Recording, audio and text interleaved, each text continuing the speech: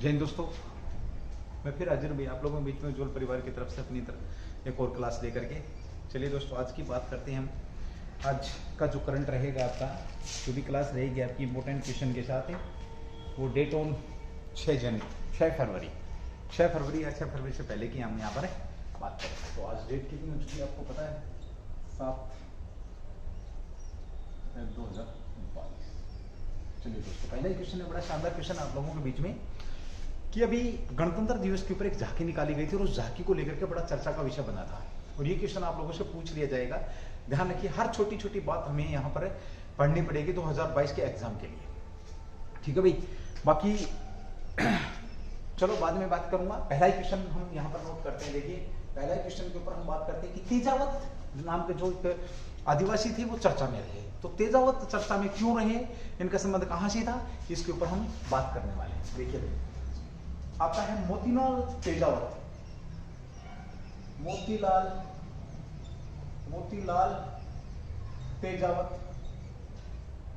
तेजावत चर्चा में थे भाई अभी पीछे, ठीक है। ये कौन थे? मोतीलाल तेजावत चर्चा में थे, तो ये क्यों थे, कौन थे, इसके ऊपर हम बात करेंगे। ये आपका करंट का क्वेश्चन टच करता है। करंट का क्वेश्चन कैसे टच करेगा? देखिए, क्योंकि गणतंत्र दिवस के परेड में झांकी निकाली गई थी, उस झांकी से इसका संबंध था, तो सीधा सा पूछ लेगा कि किस आदिवासी के ऊपर जो आपका 2022 में गणतंत्र दिवस था, उस गणतंत्र दिवस पर झांकी निकाली गई, तो उसको लेकर के यहां पर हम बात करेंगे। देखिए, सबसे पहले बात करें जो आपका 73वां गणतंत्र दिवस परेड से झांकी निकाली थी गुजरात की झांकी में। कहां पर, कौन सी झांकी में थे ये, इनका संबंध की अगर बात करें तो गुजरात की झांकी भाई। कहां की झांकी थी? गुजरात की झांकी थी। में पाल और दादा के गांव में नरसंहार को दिखाया गया था। कौन से गांव में? देखिए सुनेंगे, गुजरात की झांकी थी, इसमें एक नरसंहार किया था ब्रिटिश। वैसे तो ब्रिटिशों ने बहुत बार, काफी बार लोगों को, बेसहारा लोगों को, निसहाय लोगों को इन्होंने मारा है, ठीक है। लेकिन बहुत से जो उनके जो किए गए कर्म थे वो हमारे सामने आ जाते हैं, बहुत से इतिहास के अंदर छुपे हुए हैं। तो बहुत से धीरे धीरे जो जब जागरूक हो रहे हैं हम, तो हम वो सब लोगों के जो हमारे मान सम्मान के योग्य हैं, जिन्होंने कहीं ना कहीं स्वतंत्रता दिवस में और अंग्रेजों की खिलाफत करी, स्वतंत्रता दिवस के लिए जिन्होंने जान दी, उन लोगों के बारे में यहाँ पर जानकारी। तो ब्रिटिश लोगों ने क्या किया था, यहाँ पर नरसंहार किया था। कौन से गांव में? 2 गांव है आपके, पाल। सीधा सा पूछेगा इसका संबंध कहां से है, तो पाल और धादवाद। पाल और आपका गांव है धादवाव गांव में नरसंहार किया था ब्रिटिशों ने। और किस पर किया था? मोतीलाल तेजावत साहब थे, जो 1200 से ज्यादा आदिवासियों को ये क्या कर रहे थे, मोटिवेट कर रहे थे, जब इनकी जमीनें छीनी जा रही थी। देखिए, आदिवासी लोगों का एक ही काम, एक ही गुजारा करने का उनका एक ही साधन होता है, वो जंगल पर, लगभग जंगल पर निर्भर रहते हैं। और उन जंगलों को लेकर के जब जैसे जैसे ब्रिटिश ने कृषि का उद्योगीकरण किया, उन्हें कृषि के लिए और ज्यादा जगह से चाहने लगी, तो उन्होंने वनों को कटवाना प्रारंभ किया। तो यहाँ इनमें जो आपके जमींदार थे या कहें जो भूमि माफिया लोग थे, वो तो आज भी हैं खैर, है ना, उनके बीच में इनमें क्या हो गया था, कुछ आपस में जो आंदोलनों को लेकर के जो भी इशू रहे, वो इनके इशू हुए। और उस समय अंग्रेजों ने अपने हितों के लिए इन लोगों को, जो बेसहारा लोग थे, इनको मारा था। तो सबसे पहला क्वेश्चन ये, मोतीलाल तेजावत का संबंध किससे है? तो गुजरात की झांकी, जो कि आपके 73वां गणतंत्र दिवस है। कौन सा गणतंत्र दिवस था? 73वां गणतंत्र दिवस जो मनाया गया था, इसके ऊपर झांकी निकाली गई थी। पाल और ददवा गांव के निर्दोष लोगों को जो मारा गया था, निर्दोष लोगों को अंग्रेजों द्वारा मारा गया था, लोगों को ब्रिटिश द्वारा मारा गया था। ये यहाँ पर आप लोगों को पता होना चाहिए। देखिए, 7 मार्च 1922 को ये आदिवासी नेता थे भाई। मैंने जैसे आपको बताया, आदिवासी नेता थे आपके। कब की बात है? 7 मार्च 1922 को मोतीलाल तेजावत 10,000 भील आदिवासियों को क्या कर रहे थे? संबोधन कर रहे थे। 10,000 जो आदिवासी भील थे, आदिवासी भीलों को संबोधित कर रहे थे। भीलों को किस लिए? अपने अधिकारों को लेकर के, अपनी जो इनका अधिकार थे, अधिकारों को लेकर के, अपनी जमीन के बारे में और भी बहुत सारी इनके जो इश्यूज थे, उनके ऊपर ये बात कर रहे थे। और यहाँ पर इनको क्या किया, धाधवा गांव में कहां पर कर रहे थे, और ये आदिवासी एक ही आंदोलन का हिस्सा भी थे। 10,000 लोगों को क्या कर रहे थे, ये मोटिवेट कर रहे थे या उनको बता रहे थे कि भाई किस प्रकार से हमने समस्या से जूझना है। और ये एक ही एक आंदोलन था आपका, देखिए एक ही आंदोलन के हिस्सा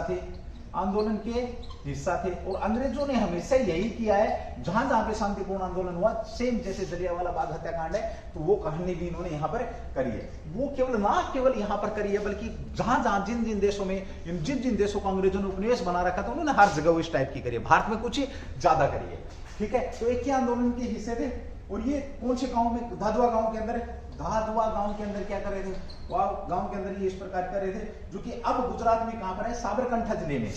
वर्तमान में ये कहां पर, वर्तमान में साबरकांठा जिले के अंदर, कहां पर भैया, वर्तमान में साबरकांठा जिले के अंदर है। और यहां पर इन्होंने क्या किया था, सामान्य जागीरदार संबंधित भू राजस्व को लेकर के सारी बातें यहां पर हो रही थी। तो पुलिस एक मेजर थे, मेजर एच.जी. सूटन ने इन निर्दोष लोगों को मारने का आदेश दिया। खामखा बेवजह निर्दोष लोगों को मारा गया, और 1200 से ज्यादा जो निर्दोष लोग थे, आप लोगों के भारतवासी जो प्रेमी थे, स्वतंत्रता प्रेमी भी थे, जो अपने अधिकारों के लिए लड़ रहे थे, तो 1200 लोगों को इन्होंने क्या किया भाई, मारा, ठीक है। और इस घटना को पाल ददवा शहीद कहा जाता है। इस घटना को क्या कहा जाता है, 1200 लोग मारे गए या शहीद हुए, इसे पाल दादवा शहीद घटना के नाम से इसको जाना जाता है, घटना के नाम से इनको जाना जाता है। ये भी क्वेश्चन आपको बहुत शानदार बनेगा, ये ध्यान रखेंगे आप लोग, ठीक है, ओके। और ये झांकी निकाली गई थी, ये आपको पता होना चाहिए, लड़ाई की भावना का प्रतिनिधित्व किया गया था। चलिए यहां पर हमने बात करी, देखिए किसकी भाई, मोतीलाल तेजावत साहब जब चर्चा में हैं, वो क्यों थे, क्योंकि गुजरात की झांकी निकाली गई थी 73वें गणतंत्र दिवस 2022 में। पाल ददवा की झांकी थी, यहाँ निर्दोष लोगों पर जो नरसंहार किया था। मेजर सतवट जो आपके एच.जी. सूटन थे, इन सूटन ने क्या किया था, सूटन नाम भी कमीने इंसान का सूटन है, तो सूट का ऑर्डर दिया इसने, और 10,000 लोगों को, जब तेजावत, इनका एक्चुअली ब्रिटेन वालों के साथ तो था ही था इशू, ब्रिटेन के साथ तो इशू था। ये जो उस समय के जो आपके राजा रजवाड़े, जो छोटे राजा रजवाड़े, या मैं कह सकता हूं जो जागीरदार थे, भूमि को लेकर के भी ये बात कर रहे थे, ये एक आंदोलन का हिस्सा था। एक ही जो आंदोलन था, सीधा सा पूछने का, एक ही आंदोलन कहां, गुजरात के अंदर चला था, और 10,000 लोगों को जब मोतीलाल तेजावत कर रहे थे, तो इनके ऊपर गोली चलाई गई। और उसकी याद में इन्होंने क्या किया था, उन शहीदों को नमन करने के लिए, उन शहीदों की शहादत को याद करने के लिए इसमें ये झांकी निकाली गई। ये मोतीलाल तेजावत साहब को लेकर के बात हुई थी, ये भी आप लोगों को पता होना चाहिए। भील आदिवासी की बात करें तो ये कहां के, भील आदिवासी राजस्थान, गुजरात, छत्तीसगढ़ और महाराष्ट्र के अंदर पाए जाते हैं। कहां पर पाए जाते हैं भाई, भीलों की अगर हम बात करें तो राजस्थान के अंदर सबसे ज्यादा, फिर गुजरात कह सकते हो, गुजरात, महाराष्ट्र, और बात करें छत्तीसगढ़ के अंदर भी आपके ये पाए जाते हैं। और छत्तीसगढ़ से मुझे याद आता है, देखिए छत्तीसगढ़ जो आपका है, छत्तीसगढ़ में अभी हाल ही में वन नेशन वन राशन योजना को लॉन्च किया।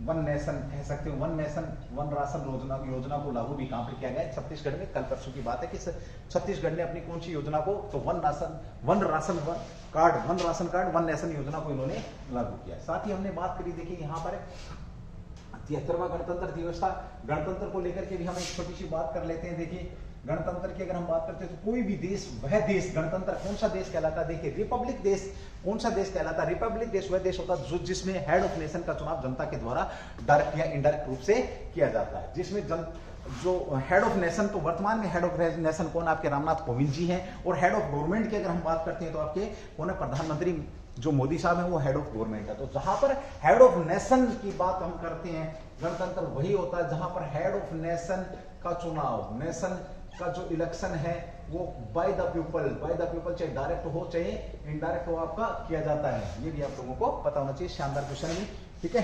चलिए अगले क्वेश्चन की बात करेंगे। देखिए इंडियाज वुमेन अनसंग हीरोज पुस्तक जारी की गई है, इसका संबंध किससे है? तो अगला जो क्वेश्चन है आपका, क्वेश्चन नंबर 2 आज का, अभी हाल ही में एक पुस्तक लॉन्च हुई है, उस पुस्तक को लेकर के, यानी कि ऐसी महिलाएं जिन्होंने शहादत दी है और जिनके बारे में कुछ पढ़ा नहीं गया। जैसे हम झांसी की रानी के बारे में जानते हैं, ज्यादातर सुनते हैं, तो इस तरीके की और भी वीरांगनाएं पैदा हुई जिन्होंने देश के ऊपर अपनी जान को हंसते हंसते न्यौछावर किया है। तो उनसे संबंधित आपकी पुस्तक रही, उसके ऊपर भी हम यहाँ पर प्रकाश डालेंगे। पूछा जा सकता क्वेश्चन आप लोगों से, तो कैसे क्या होने वाला देखिए। तो ये है इंडियाज वुमेन पुस्तक, इंडियाज वुमेन अनसंग हीरोज,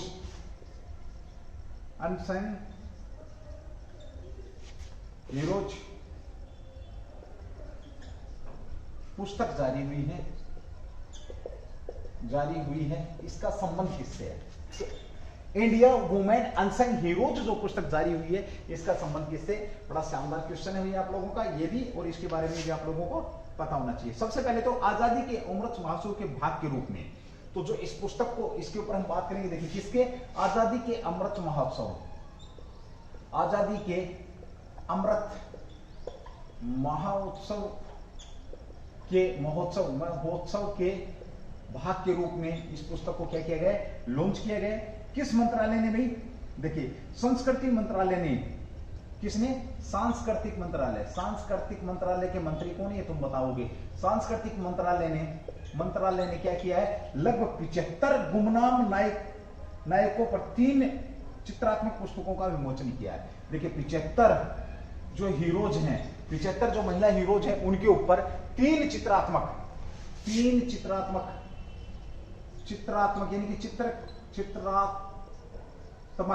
यानी कि चित्र के साथ चित्रात्मक पुस्तकों का क्या विमोचन किया है? पुस्तकों का विमोचन किया है। ये भी आप लोगों को पता। उनके 75 जो नायकों हैं उनको, इनकी बात कर रहे हैं यहाँ पर। अमर चित्र कथा के सहयोग से किया गया। इनका चित्रात्मक पुस्तकों का विमोचन जो किया गया है, किसके सहयोग से? सहयोग की अगर हम बात करें तो ये भी बड़ा अच्छा क्वेश्चन हो जाएगा आपका। तो अमर चित्र कथा के सहयोग से भी, किसके? अमर चित्र कथा के सहयोग से। किसके सहयोग से? अमर चित्र कथा के सहयोग से इसका विमोचन किया गया। और इस पुस्तक में रानी अबका पार्वती गिरी, देखिए रानी अबका पार्वती गिरी कह सकते हो आप, पार्वती गिरी। साथ ही हम बात करेंगे मातंगिनी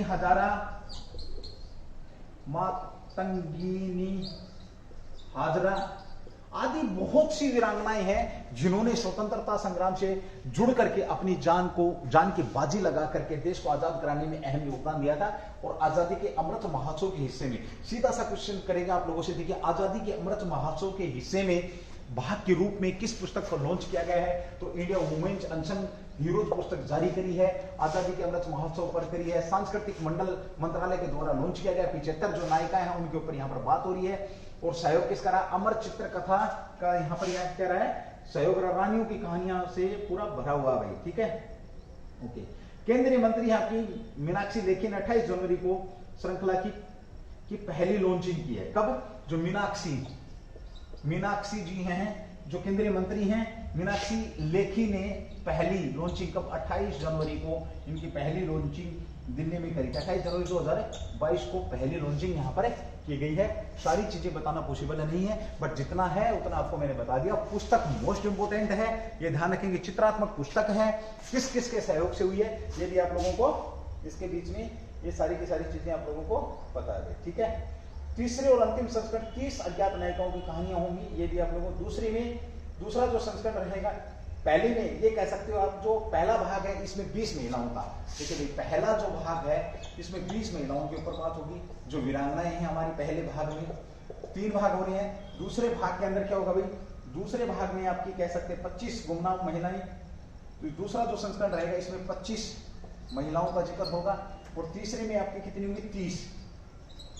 तो 30, 20, 75, 75 का जो है आपका ये इस प्रकार से रहेगा। पहला जो संस्करण है इसका मीनाक्षी लेखी जो केंद्रीय मंत्री 28 जनवरी 2022 को इन्होंने यहाँ पर कर दिया। आप इसका स्क्रीनशॉट ले सकते हैं या चाहे तो आप इसको नोट कर सकते हैं। देखिए मैं फिर बात कर रहा हूँ, आजादी के अमृत महोत्सव के हिस्से के रूप में इंडिया वुमेन्स अनसंग जो हीरोज पुस्तक जारी की गई है, ये सांस्कृतिक मंत्रालय के द्वारा जारी की गई है। इसमें 75 नायिकाओं की कहानियां हैं जिनके बारे में लोगों को बहुत कम पता है या पता ही नहीं है। सहयोग अमर चित्र कथा की है। रानी आपका जो अलबका है, पार्वती गिरी है, मातंगिनी हजारा है, इस टाइप की जो रानियां रही हैं, जैसे झांसी की रानी के बारे में सब जानते हैं, उस प्रकार से इन रानियों ने भी अपनी जान की बाजी लगाई है, उनके बारे में यहां पर जिक्र किया गया है। तो पहला जो चित्र तीन चित्रात्मक पुस्तकें होंगी।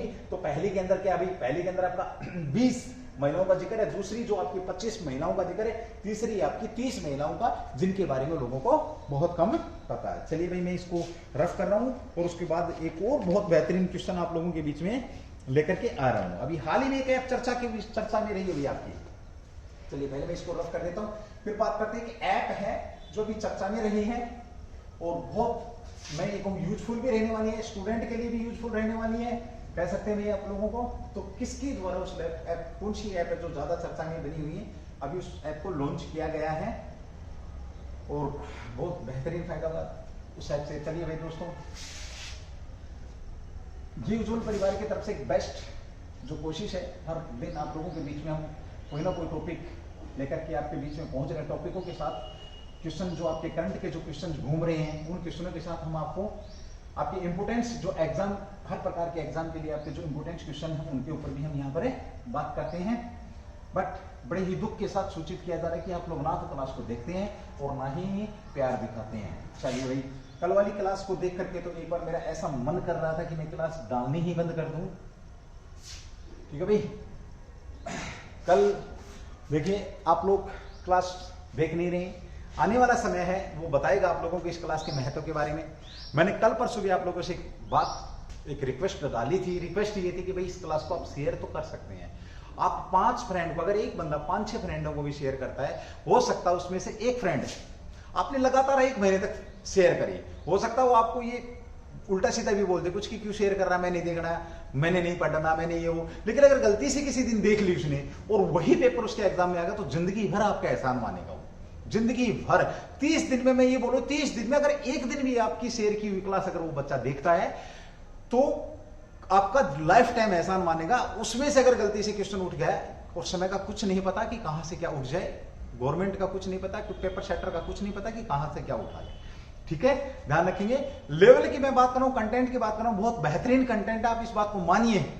और नहीं मानते तो मैं एक और छूट देता हूं आप लोग का, कंपेयर करिए इस कंटेंट को कि किस प्रकार का कंटेंट आपके बीच में है।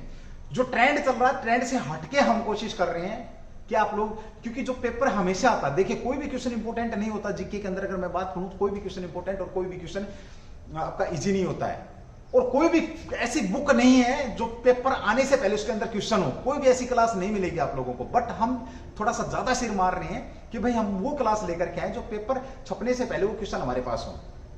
आप समझ रहे, हमारी मेहनत के दम पर। ठीक है, हर कोई पेपर आने के बाद तो प्रीवियस ईयर तो हर कोई करवाता, भाई प्रीवियस ईयर पहले आया हुआ तो जरूरी थोड़ी वो दोबारा भी आए, हो सकता आ जाए, एक अच्छी बात है, प्रीवियस ईयर करने चाहिए, मैं कभी भी इस बात का विरोध नहीं करता, लेकिन नई चीजों का कलेक्शन भी तो करना। आप देखिए एक बार एक पेपर को उठा करके कि कितने परसेंट पेपर में प्रीवियस ईयर पूछे जाते हैं, जो पूछे जा चुके हैं उनको कितना परसेंट दोबारा से वो रिपीटेशन में डालते हैं। तो क्वेश्चन वो पढ़िए जो आपको अजीब से लगे, क्लास वो देखिए जो आपको अजीब सी लगे। मैं नहीं बोलता कि मेरी नहीं मत देखो, मेरी मत देखो भाई, ठीक है, किसी और की क्लास देख लो कोई बात नहीं, बट अगर आप कंपेयर तो करो, एक बार एनालिसिस तो करो खुद का, एक बार दिमाग लगा कर क्लास को। मेरी रिक्वेस्ट है सिर्फ वो इस वजह से है कि लोग शिक्षा के मतलब लेवल का आकलन कर रहे हैं। उज्ज्वल कोचिंग परिवार का आप भी हिस्सा हैं, जो मेरे ऑफलाइन स्टूडेंट है वो आप भी हिस्सा है। चलिए भाई, बार बार बोल रहा हूं, आपकी मर्जी है, बहुत अच्छे लोग हैं आप, समझदार है। तो अगर उज्ज्वल परिवार के अगर जैसे आकलन हो रहा है कि भाई कम स्टैंडर्ड है तो उसमें आप भी शामिल हो उज्ज्वल परिवार की तरफ से, तो कहीं ना कहीं आप लोगों के ऊपर भी उंगली उठेगी कि भाई जब लेवल ही कम है तो फिर आप क्यों पढ़ रहे हैं। तो उसी हिसाब की मैं यहाँ पर बात कर रहा हूँ। तो कोशिश करिए आप लोग क्लास को शेयर करें, क्लास का लेवल बढ़ाएं ताकि हमारा भी मन बढ़े। कल की क्लास देख करके मेरा ऐसा दिल कर रहा था कि मैं क्लास डालना ही बंद कर दूं, बट फिर मैं तुम्हारे अनुसार नहीं चल सकता, है ना, क्योंकि जो मेरा डिसीजन है मैं उसके अनुसार चल रहा हूँ कि मेरा काम है, मैं मेरा फर्ज पूरा कर रहा हूँ। तुम्हारे हिसाब से तो मैं मेरा फर्ज पूरा कर ही नहीं सकता, ठीक है ना। चलिए भाई, जो मेरे प्यारे स्टूडेंट है जो मुझे पहली बार देख रहे हैं तो उन्हें पता है कि हमारी प्लेलिस्ट पड़ी हुई है, हम पूरे हर दिन आपके इंपोर्टेंट क्वेश्चन के साथ आपका करंट जीके यहाँ पर उज्ज्वल परिवार की तरफ से दे रहे हैं। चलिए, बोलेंगे बहुत सारा हमारा समय खराब कर दिया, बकवास कर रहे हैं, है ना। तो अभी हाल ही में चर्चा में रहा आपका अगला क्वेश्चन है, क्वेश्चन नंबर 3 आज का जो आपका चर्चा में रहा, संसद ऐप, डिजिटल संसद ऐप लॉन्च की गई। क्या किया गया आपका डिजिटल, ये बहुत अच्छा काम किया गया भाई, डिजिटल संसद ऐप लॉन्च हुई है आप लोगों की। डिजिटल संसद ऐप लॉन्च की गई है, ये क्या है इसके बारे में हम बात करेंगे। लॉन्च की गई है इसके बारे में हम बात करेंगे। बहुत शानदार ऐप है भाई, डिजिटल संसद ऐप लॉन्च की गई है। आपको बता दूं, संसद की सीधी कार्रवाई देखने के लिए, और खास तौर पे अगर मैं बात करूं 1947 के बजटों के जो भाषण है वो आपको इस ऐप पे मिल जाएंगे। और इस बार का जो आपका बजट था 2022 का, जो निर्मला सीतारमण जी ने रखा था, तो वो जो आपका दूसरी बार शायद हाँ डिजिटल ऐप रखा है, डिजिटल जो बजट रखा है उसका सीधा प्रसारण था इस ऐप पर। आप इसके अंदर जो लोग भाषण दे रहे हैं संसद के अंदर, संसद की कार्रवाई देख सकते हैं आप इस ऐप के ऊपर। बहुत सारी चीजें इसके अंदर हैं, तो ये बहुत बेहतरीन ऐप है, इसका यूज करें और अपडेट रहें, खुद भी अपडेट रहें और अपने चाहने वालों को भी अपडेट रखें। देखिए, लोकसभा सचिवालय ने डिजिटल ऐप नामक एक नया ऐप लॉन्च कब किया है, तो किसने किया? पहले तो ये लोकसभा सचिवालय, लोकसभा जो सचिवालय है या सेक्रेट सचिवालय, लोकसभा सचिवालय द्वारा इसको लॉन्च किया गया।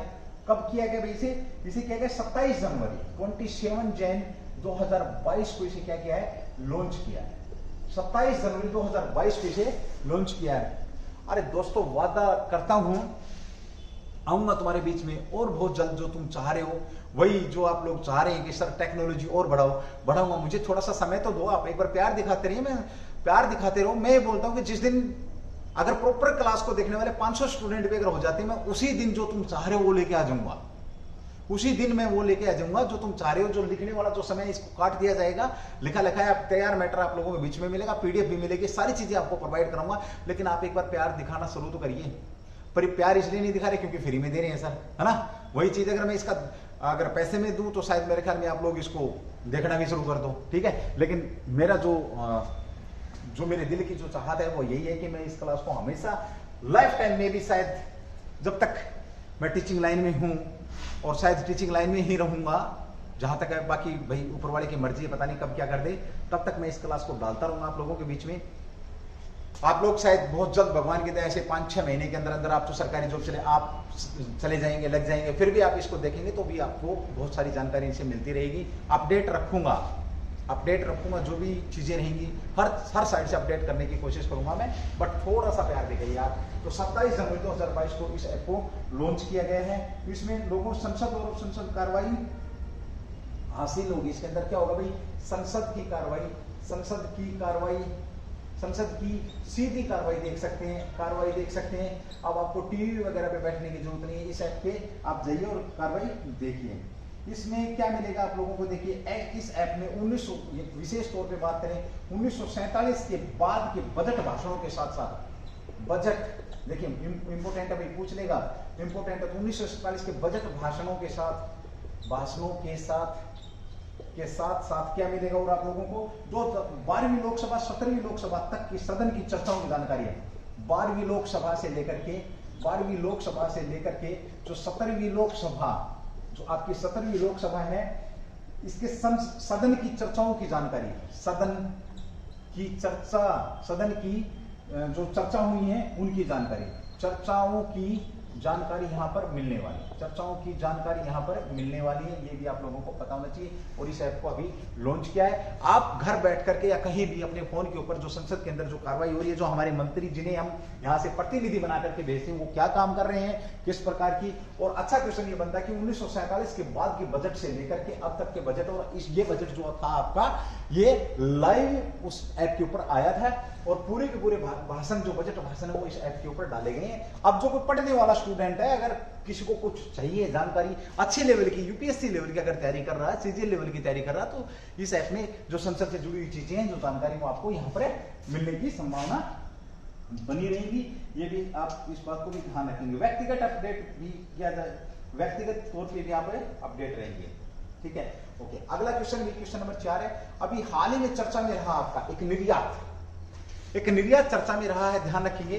देखिए, हमने बात करी थी एक बार एक निर्यात की, जो खीरा, आपका खीरे को लेकर के निर्यात करेगी। 40% विश्व के अंदर जो खीरा निर्यात कर रहा है वो भारत कर रहा है। यहां पर इसी क्वेश्चन को थोड़ा सा घुमाया गया है, पूछा गया है कि भारत में निर्यात में सबसे बड़ी भागीदारी अभी किसी ने हासिल करी है, या जो वृद्धि दर की बात करें कि सबसे ज्यादा वृद्धि, वो तो ये थी कि खीरा पूरे विश्व में निर्यात कर रहा है। अब है कि वृद्धि, कि किसने वृद्धि, ज्यादा वृद्धि करी है, यानी कि कौन ज्यादा निर्यात, कौन सा आइटम जो ज्यादा निर्यात किया जा रहा है, उसके ऊपर यहां पर बात करेंगे। देखिए भारत के किस सामान के निर्यात में शानदार वृद्धि दर्ज की गई। क्वेश्चन है भारत के किस सामान के निर्यात में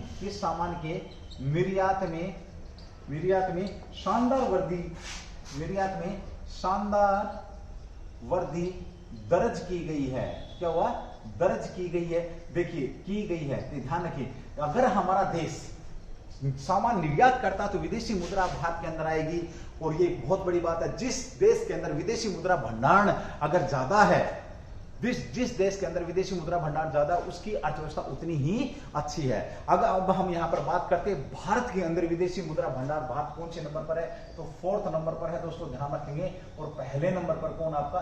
क्रमेण चीन है ना। चीन से मुझे याद आते हैं, मेरी है ना खून खोल उठता है। अभी ओलंपिक के अंदर भी इसने राजनीतिकरण किया है, पता है आपको? जो फेबाओ जो जिसको हमारे सैनिकों ने पीट के मारा नहीं था, छोड़ दिया था मारा करके, वो जिंदा रह गया। उसको मसाल वाहक के रूप में शीतकालीन ओलंपिक जो कि आपका बीजिंग के अंदर उसका समारोह हो रहा है, तो वहां पर वो कर रहा है, उसको मसाल वाहक के रूप में बना रहा है। तो भारत ने इसका राजनीतिक बहिष्कार किया है। हमारे राजदूत वहां पर नहीं जाएंगे, खिलाड़ी खेलेंगे, ठीक है, खेलना तो होगा भाई, ठीक है। चलिए, तो किसकी बात करें? दिसंबर 2021 में भारत का इलेक्ट्रॉनिक सामान, कब भाई? दिसंबर 2021, कब की बात कर रहे हैं? दिसंबर 2021 में भारतीय इलेक्ट्रॉनिक सामान का निर्यात कहां तक पहुंच गया? इलेक्ट्रॉनिक एक सामान की बात करें, इलेक्ट्रॉनिक जो सामान है उसका निर्यात 1.67 बिलियन हो गया है। कितना हो गया? 1.67 बिलियन हो गया है। इसे दिसंबर 2020 में 1.2 बिलियन था। दिसंबर 2020 की अगर हम बात करते हैं तो ये कितना था? दिसंबर 2020 में आपका था 1.25 बिलियन। अब आप देख लो कितना बढ़ गया भाई, बिलियन था ये, ठीक है, ओके। इसकी तुलना में, इस दोनों की तुलना में 2020 की तुलना में जो वृद्धि हुई है वो 33%, लगभग कह सकते हो 33.99, या आप कह सकते हो 34% तक क्या हुई है? वृद्धि दर्ज हुई है भाई। बहुत बड़ी बात है भाई। निर्यात के अंदर इलेक्ट्रॉनिक्स आइटम की बात कर रहा है यहाँ पर, और देश हमारा टेक्नोलॉजी की तरफ बढ़ रहा है, ये बहुत बड़ी बात है भाई, ध्यान रखेंगे, ठीक है। 2021 के दौरान क्षेत्र में जो निर्यात में वृद्धि की गई है, तो 21 की बात है, निर्यात की वृद्धि की अगर हम बात करते हैं यहाँ पर, उसकी कंपेयर की टोटल वृद्धि की अगर हम बात करते हैं तो 49% निर्यात में वृद्धि दर्ज की गई है। ये भी आप लोग यहाँ पर ध्यान रखेंगे, ठीक है। तो इसमें क्या आ जाएगा आपका? देखिए, मोबाइल फोन भारत के इलेक्ट्रॉनिक सामान सबसे बड़ा, हम क्या निर्यात करें? मोबाइल फोन जो है सबसे बड़ा निर्यात का क्षेत्र कवर करता, भी बड़ा निर्यात का जो क्षेत्र है कवर करता है। सबसे ज्यादा निर्यात का क्षेत्र कवर करने वाला आपका क्या है? Mobile phone. इसमें आपका टैबलेट आ जाएगा, आपका लैपटॉप आ जाएगा, कंप्यूटर आ जाएगा। इलेक्ट्रॉनिक्स आइटम के अंदर हम यहाँ पर क्या माहिरता हासिल करते जा रहे हैं। अब तक जो हम डिपेंड थे किसी के ऊपर, अब हम निर्यातक के तौर पर भी उभर रहे हैं और निर्यात भी कर रहे हैं। बहुत शानदार क्वेश्चन है, ये भी आप लोगों को पता होना चाहिए भाई, ठीक है। चलिए दोस्तों, अगला क्वेश्चन की हम बात करेंगे। देखिए, अभी हाल ही में उत्कृष्ट गांव बनाए जा रहे हैं आपके। देखिए, 75 उत्कृष्ट गांव बनाए जाएंगे, 75 उत्कृष्ट गांव बनाए जाएंगे, बनाए जाएंगे। क्वेश्चन है किस देश के सहयोग से, किस देश के सहयोग से ये काम होगा भाई, ये काम किया जाएगा। बड़ा शानदार क्वेश्चन है। तो अभी हाल ही में हमने बात करी क्या चर्चा में कि 75 उत्कृष्ट गांव बसाए जाएंगे या गांवों में अच्छी सुविधाएं प्रोवाइड कराई जाएंगी। तो किस देश के सहयोग से? हम 75 यहाँ पर देखिए, आजादी के 75वें महोत्सव पर हम कह सकते हैं कि 75 गांव बसाए जाएंगे उत्कृष्ट, या एक्सीलेंसी विलेज ऑफ एक्सीलेंसी कह सकते हो आप, विलेजेस ऑफ एक्सीलेंसी।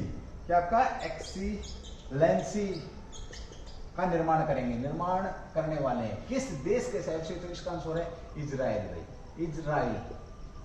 इजराइल की मदद से हम 75 एक्सीलेंस जो गांव है या उत्कृष्ट गांव बसाने वाले हैं। ध्यान रखिए दोस्तों, हरियाणा के अंदर भी अगर हम बात करें तो इसने खेती के अंदर भी इजराइल से सहयोग लिया हमने, और इससे हम इक्विपमेंट खरीदते हैं। इक्विपमेंट भी इजराइल से हम बहुत शानदार, जैसे युद्ध से संबंधित इक्विपमेंट या सेना से संबंधित इक्विपमेंट भी हम इससे खरीदते हैं, जिसमें साइटें आ जाती हैं आपकी, जैसे टीसास है आपकी, और BTPD के 1 वगैरह साइट है, जो टैंकों के अंदर जो आला नाइट विजन वगैरह जो चीजें हैं, या सर्वेलेंस कह सकते हैं हम। ऑल ओवर अगर हम बात करें तो जो सर्वेलेंस करने के लिए जो आइटम्स हैं वो हम ज्यादातर कहां से खरीदते हैं? इजराइल से खरीदते हैं। तो ये भी आप लोगों को पता होना चाहिए, ठीक है भाई। ओके, और अब क्या किया जा रहा है? इसके 75 गांव बचाए जाएंगे। देखिए 28 वैसे घोषणा कितनी हुई है? 28 जनवरी को, 28 जनवरी 2022 को, 28 जनवरी 2022 को केंद्र सरकार ने 12 राज्यों में, केंद्र सरकार ने, ये अगर क्वेश्चन है, केंद्र सरकार ने कितने राज्यों में? तो 12 राज्यों में, ये आपका 75वें स्वतंत्रता दिवस होगा, ये 12 राज्यों में, 12 राज्यों में 150 उत्कृष्ट गांव को उत्कृष्ट गांव में बदलने की बात हुई। 150 उत्कृष्ट गांव जो है आपको गांव में बदलने की घोषणा करी है। गांव में बदलने के अपने निर्णय की घोषणा करी है, गांव में बदलने की घोषणा करी है, बदलने की घोषणा करी है। ये भी आप लोगों को मालूम होना चाहिए भाई। तो 12 राज्यों में कितने? 150 गांवों की यहां पर ये बात करी गई है, ये भी आप लोगों को पता होना चाहिए, ठीक है। ओके, इसमें मिलियन से अधिक वनस्पति पौधे वगैरह लगाए जाएंगे, बहुत सारा कुछ होगा इसके अंदर भी सरकार के सहयोग से। और इजराइल सरकार के सहयोग से, केवल अगर हम बात करें इजराइल सरकार के सहयोग से, इजराइल सरकार के सहयोग से कितने? 75 गांवों को उत्कृष्ट गांव में बदला जाएगा, ये आपको मालूम होना चाहिए। ये एक यहूदी देश है, यहूदी राज्य इजराइल को मान्यता देती है, ठीक है। ओके, मान्यता दी थी, हाँ 1950 में। अगर संबंधों की बात करें तो 1950 में जो इजराइल था, इजराइल को भारत के साथ प्रेम का कारण क्या है? भारत ने इसे यहूदी राज्य या यहूदी राष्ट्र की एवज में इसको मान्यता प्रदान की थी। हाँ भाई ठीक है, ये यहूदी राष्ट्र, इसलिए इसके इजराइल के साथ हमारे संबंध बहुत अच्छे हैं। इसके ऊपर मैं बात नहीं करूंगा संबंधों पे, बस इतना समझ लेना कि आपका जो 75 उत्कृष्ट गांव इजराइल की सहायता से बसाए जाएंगे। वैसे 28 जनवरी 2022 को घोषणा करी थी। घोषणा पूछे तो कितने गांवों की हुई है? 150 गांवों की हुई है, जो कि 12 राज्यों के अंदर आपके ये बसाए जाने वाले हैं, ठीक है भाई। अगर इसका आपने स्क्रीनशॉट लेना तो स्क्रीनशॉट ले सकते हैं, और नहीं तो अदरवाइज आप इसको नोट कर सकते हैं। चलिए भाई, अब अगला क्वेश्चन बड़ा शानदार क्वेश्चन आ रहा है, जिसके ऊपर हमें बात करने वाले हैं।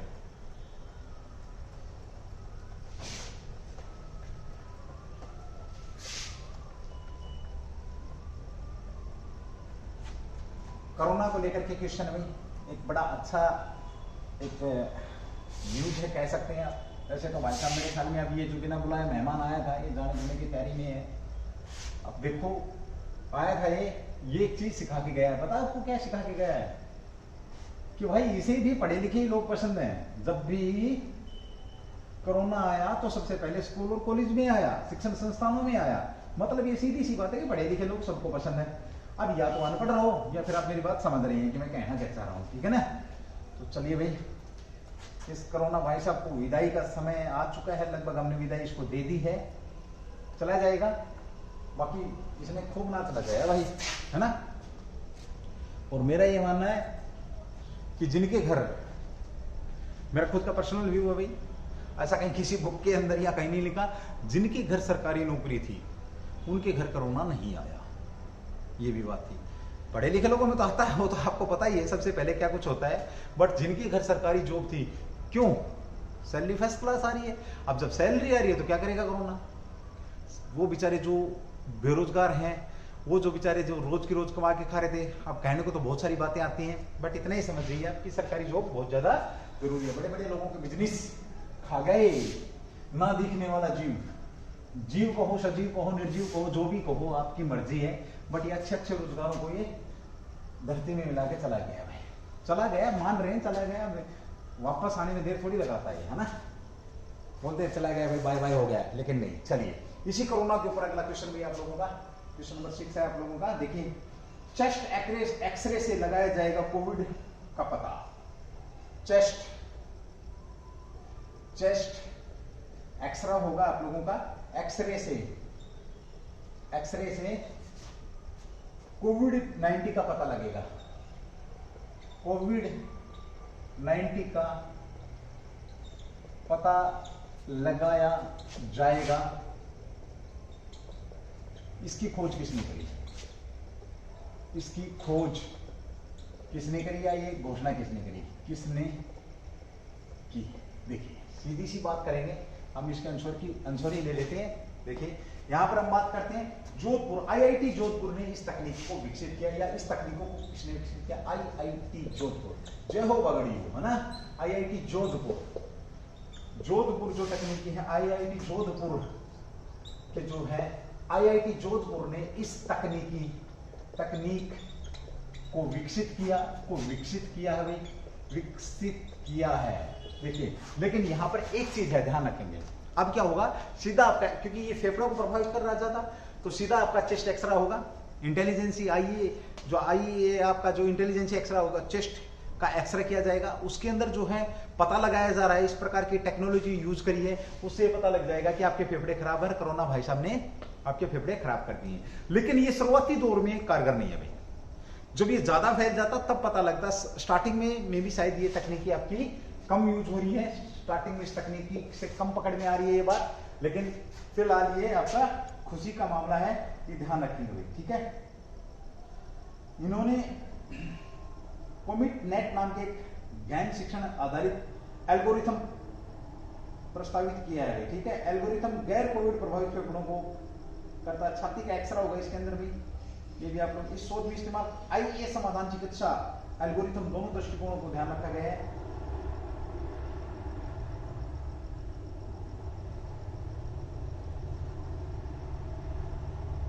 ओके, इसका ये पीसीआर प्रशिक्षण की जगह ले सकती है। ये जो तकनीकी है ये पीसीआर, जो आपका पीसीआर से अभी कोविड का पता है उसकी जगह पीसीआर की जगह ले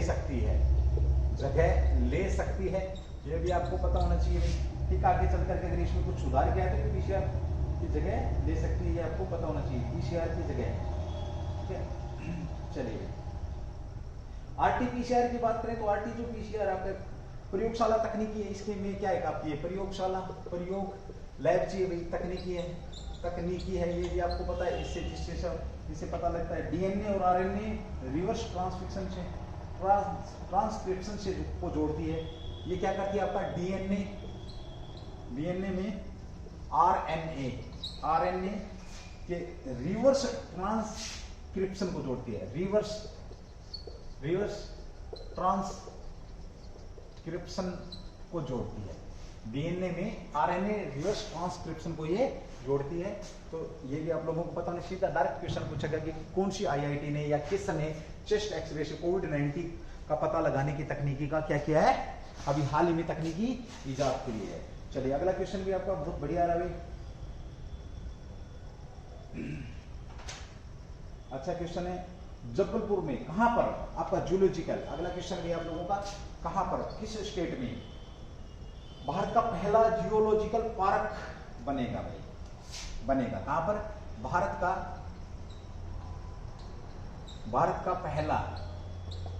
का पहला जियोलॉजिकल पार्क बनने वाला है। क्या बनने वाला है, कहां पर बनेगा, जियोलॉजिकल पार्क कहां पर बनाया जाएगा, कहां पर बनेगा भाई, कहां पर बनेगा, बड़ा शानदार क्वेश्चन है। तो देखिए इसकी हम बात करें कहां पर बनेगा, मध्य प्रदेश के अंदर। इसका आंसर तो ये होगा मध्य प्रदेश के अंदर आपका ये जियोलॉजिकल पार्क बनने वाला है। भारत का पहला भूवैज्ञानिक उद्यान कैसा हो जाएगा आपका, भारत का पहला भूवैज्ञानिक उद्यान मध्य प्रदेश के कहां पर, लम्हेटा में बनेगा। कहां पर बनेगा ये देखिए, भारत का पहला भूविज्ञान कह सकते हो आप इसको, वैज्ञानिक उद्यान या पार्क उद्यान कहां पर भाई, जबलपुर में कहां पर भाई, जबलपुर की अगर हम बात करें तो लम्हेटा में बनेगा। कहां पर, लम्हेटा में बनने वाला है। क्या बनने वाला, भूविज्ञान पार्क जो आपका लम्हेटा में बनने वाला है। ओके, किसने मंजूरी दी है इसको, देखिए हमने भूवैज्ञानिक पार्क की बात करी, जबलपुर लम्हेटा में बनेगा, ये भी आप लोगों को पता है। इसको किसने दी है, तो खनन मंत्रालय, कौन सा भाई, खनन जो मंत्रालय है उन्होंने इसको परमिशन दी। किसने परमिशन दी? खनन मंत्रालय द्वारा परमिशन दी है। ये 5 एकड़ जमीन पर, कितनी एकड़ पर? 5 एकड़ पर 35 करोड़ CR रुपए से ये बनने वाला है। बड़ा शानदार क्वेश्चन है भाई, ये भी आपको पूछा जाएगा 2022 के अंदर। ओके, अब यहां पर क्यों बनेगा ये देखिए, ये बड़ा अच्छा है। लम्हेटा में क्यों बनेगा? क्योंकि यहाँ यह स्थान विश्व में महत्वपूर्ण स्थानों में से भूगर्भ के लिए क्या है, जो लम्हेटा के आपका, इसकी बात कर लेते हैं। ये भूगर्भ, क्या बात कर रहा है भाई? भूगर्भीय दृष्टि से, भूगर्भीय दृष्टि से क्या है, ये महत्वपूर्ण स्थल है। विश्व में महत्वपूर्ण स्थल है। पहला पॉइंट भाई, लम्हेटा ने क्यों बनेगा उसकी बात कर रहा है। इसमें हेनरी स्लीमेन ने, इसमें क्या हुआ था, लम्हेटा के अंदर क्या हुआ था भाई, जो लम्हेटा है आपका जबलपुर के पास, इसमें क्या हुआ था, किसने? तो हेनरी स्लीमेन ने डायनोसॉर के जीवाश्म खोजे थे। किसके भाई? डायनोसॉर के जीवाश्म यहां पर खोजे गए थे लम्हेटा में। किसके? तो हेनरी जो साहब थे, हेनरी स्लीमेन ने इस क्षेत्र में किसके? डायनोसॉर, किसके भाई? डायनोसॉर के जीवाश्म की खोज की थी। डायनोसॉर के जीवाश्म जो है, जीवाश्म की खोज की कहां पर की है, तो ये आप लोगों को पता लग गया भाई। और यूनेस्को ने इसे भू विरासत, यूनेस्को ने क्या कर रखा है, इसको भू विरासत स्थल के रूप में, यूनेस्को ने भू विरासत स्थल के रूप में क्या कर रखा है, स्थल के रूप में इसे मान्यता प्रदान की रखी है भाई, मान्यता प्रदान कर रखी है, के रूप में मान्यता दे रखी है या नोट कर रखा है। ये भी आप लोगों को यूनेस्को स्थल की यहां पर ये बात कर रहा है। ठीक है, इस लम्हेटा फॉर्मेशन को इंफ्राट्रेपियन बेड भी कहा जाता है। बड़ा अच्छा क्वेश्चन है, इसे क्या कहा जाता है? इंफ्राट्रेपियन सीधा पूछ लेगा। इंफ्राट्रेपियन बेड कहां पर है? इंफ्राट्रेपियन बेड कहां पर आपका? तो जबलपुर लम्हेटा को ही इंफ्राट्रेप भी यहां पर कहा जाता है। ये दक्कन ट्रैक से जुड़ा हुआ है, ये भी आप लोगों को पता होना चाहिए। किससे जुड़ा हुआ है? ये दक्कन ट्रैक से जुड़ा हुआ है, ये भी आप लोगों को मालूम होना चाहिए। भारतीय भूवैज्ञानिक सर्वेक्षण GSI की स्थापना कब हुई थी? बड़ा अच्छा क्वेश्चन रहेगा। GSI भारतीय भूवैज्ञानिक केंद्र, जो आपका भारतीय भूवैज्ञानिक सर्वेक्षण, भारतीय भूवैज्ञानिक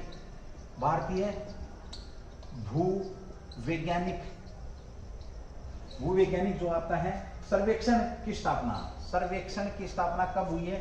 तो आपकी ये हुई है 1851 में इसकी स्थापना की गई है। ये आपको पता है, भारतीय वैज्ञानिक एजेंसी है। और ये किसके अधीन काम करती है? भारतीय वैज्ञानिक एजेंसी है। और किसके अधीन? खनन मंत्रालय के अधीन ये काम करती है। देखिए, हमने यहाँ पर क्वेश्चन की बात करी, आपका समझेंगे इस क्वेश्चन को। भारत का पहला जियोलॉजिकल पार्क कहां पर बनाया जा रहा है? तो ध्यान रखेंगे, ये आपका जबलपुर के अंदर बनाया जा रहा है। जबलपुर के पास लम्हेटा को किस दूसरे नाम से जानते हैं? तो इंफ्राट्रेपियन बेड के रूप में इसको जानते हैं। ये विश्व विरासत स्थल की अगर हम बात करें तो भू विरासत स्थल में इसका क्या कर रखा है? इसको नामित कर रखा है या इसको ले रखा है। साथ ही हमने बात करी यहाँ पर जीवाश्म हेनरी, कौन थे आपके? हेनरी, जो बाबू हेनरी स्टीमेन ने यहाँ पर जीवाश्म, किसके? डायनोसॉर के जीवाश्म खोजे थे। और वहां पर खनन मंत्रालय ने इसको परमिशन दी है। 5 एकड़ के अंदर 35 करोड़ से ये बनाया जाएगा। और जो खनन मंत्रालय भूवैज्ञानिक सर्वेक्षण की अगर हम बात करें तो इसकी स्थापना 1851 के अंदर इसकी स्थापना की गई। चलिए दोस्तों, आज की जो क्लास है आपकी यहीं पर समाप्त होती है। आप पसंद करें ना करें भाई, हम अपनी तरफ से उज्जवल परिवार इसी प्रकार से मेहनत करता रहेगा, आप लोगों के बीच में बना रहेगा। थैंक यू, जय हिंद, जय भारत, डू द बेस्ट। फिर मिलेंगे नए अंदाज में भी।